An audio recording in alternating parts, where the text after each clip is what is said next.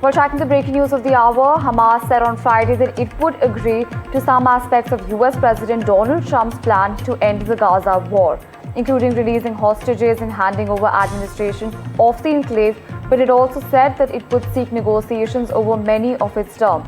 Now, breaking news coming in at this point in time, Hamas has agreed to parts of Donald Trump's Gaza plan.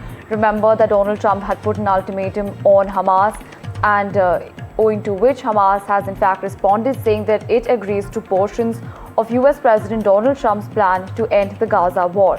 Now, this includes releasing hostages and handing over administration of the enclave, but Hamas has also said that it seeks negotiations over many of the other terms mentioned in the plan.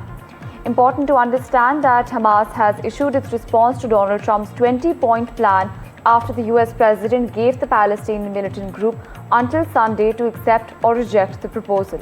Now, Trump has not said whether the terms would be subject to negotiation, as Hamas is seeking, but it's important to understand that Hamas did not say whether it would agree to a stipulation that it would disarm, a demand by Israel and the United States that it previously rejected.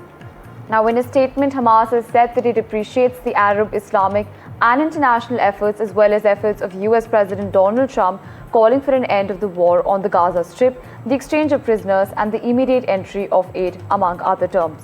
Well, on this, we have my colleague Ghazali joining us on the telecast. Now, Ghazali, walk us through the terms. What exactly has Hamas said, and has there been any response from the White House?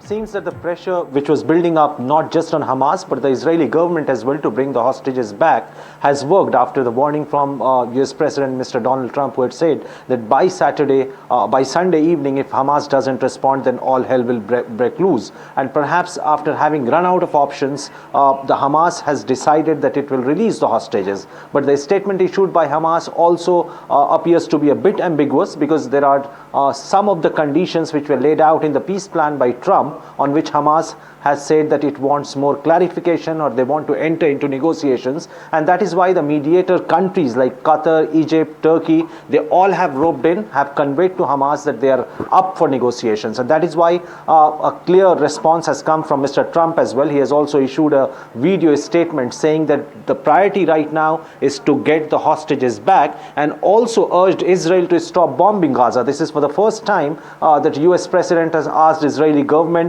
to stop bombing Gaza, because if the aerial strikes continue into Gaza, bringing out hostages will be tough, is what Mr. Trump put out on his Truth Social account. But ground reports suggest that despite being around 2 or 3 hours since these statements came out from White House and Mr. Trump, Israel has intensified bombing in the Gaza Strip, and they're all waiting that what will be Israel's response. Israeli Prime Minister office has also issued a statement just a short while back that the Prime Minister has said that they're working on how to get the hostages back. That is the first part of the peace plan from Mr. Trump.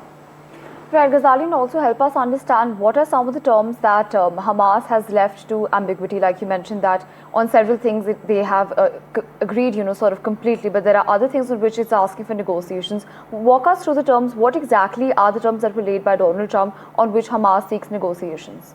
See, there are two main issues on which Hamas has not clarified its own position and is seeking a negotiation with US administration as well as with Israel. One, that what will happen to the demilitarizing plan of Gaza, or Hamas being asked to lay down their arms. Hamas, the entire raison d'etre or the existence of Hamas depends upon how to carry out a struggle, how to get the Gaza Strip deoccupied or to get the occupation over. Now, if they lay down their arms, their entire purpose, their entire existence will take a big hit. Their following, or whatever their political motives or military motives are there in the Gaza Strip, will certainly take a hit. And they have not clarified whether they agree to Trump's peace proposal on one of these key proposals, whether they will lay down their arms or not. Second proposal or second issue on which Hamas has shown their reservation is about who will govern Gaza. They say that they will hand it over to the Palestinian Authority, the government which is ruling West Bank, part of the Palestinian state,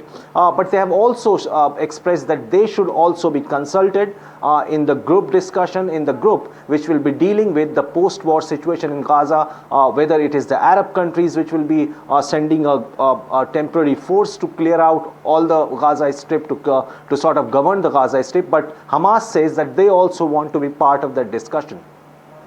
Right, absolutely, Ghazali. And you also mentioned that there has been a response from the White House, and specifically Donald Trump, who issued a video message. Let's quickly listen into what the US president had to say. हो गया This together. Qatar, Turkey, Saudi Arabia, Egypt, Jordan, and so many others. So many people fought so hard. This is a big day. We'll see how it all turns out. We have to get the final word down in concrete. Very importantly, I look forward to having the hostages come home to their parents and having some of the hostages, unfortunately, you know the condition they're in, come home likewise to their parents, because their parents wanted them just as much as though that young man or young woman were alive. So I just want to let you know that this is a very special day, maybe unprecedented in many ways. It is unprecedented, but thank you all, and thank you all to those great countries that helped. We were given a tremendous amount of help. Everybody was unified in wanting this war to end and seeing peace in the Middle East, and we're very close to achieving that. Thank you all, and everybody will be treated fairly.